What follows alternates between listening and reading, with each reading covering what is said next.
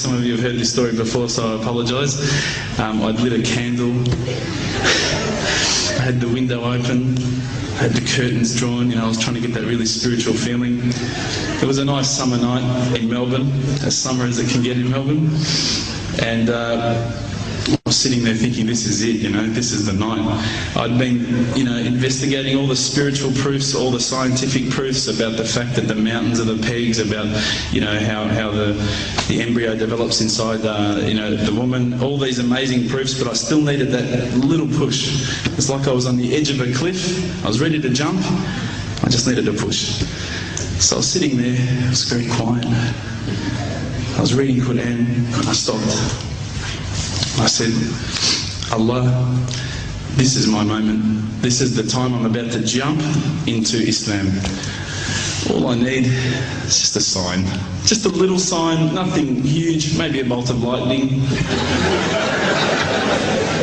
Maybe half the house could fall down or something, just small. Small for you, man. You created the earth, come on.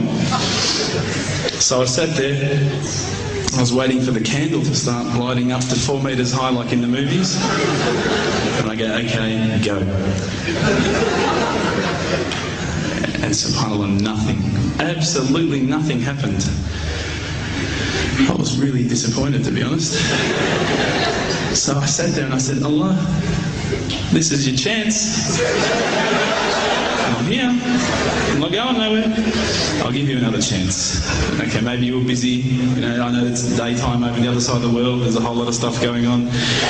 Maybe this time it could just be like a car backfiring. Something small. All right, half the house, the candle. Let's forget that.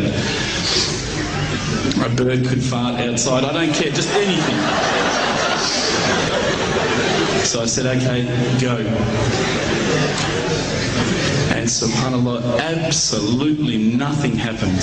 And I mean, I couldn't have even said, oh, that was it. That creak just then in the wall, that was it. Absolutely nothing happened. I was really disappointed. I was gutted. I was sitting there thinking, this is it, this was my last chance, Islam, and I haven't found it. I pulled back the Quran, I turned back to where I was reading. SubhanAllah, the very next verse on the next page, for those of you who ask for signs, have we not shown you enough already? Look around you, look at the stars, look at the sun, look at water. These are the signs for the people of knowledge. SubhanAllah.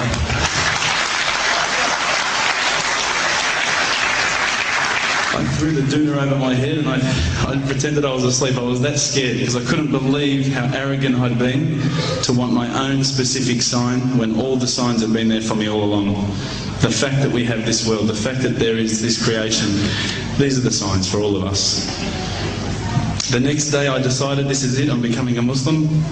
I'd been investigating Islam now for probably about 6 months, to be honest. I went in and I said to myself, this is it, I'm going to make shahada. I had no idea what I had to say, I had no idea what the words were. It was probably close to Isha prayer, so it would have been, 7, 8 o'clock at night. I went in and I couldn't believe it, there was about 1,000 people at the mosque. I thought, subhanAllah, look at this religion. Look at how strong they are. It was the first night of Ramadan.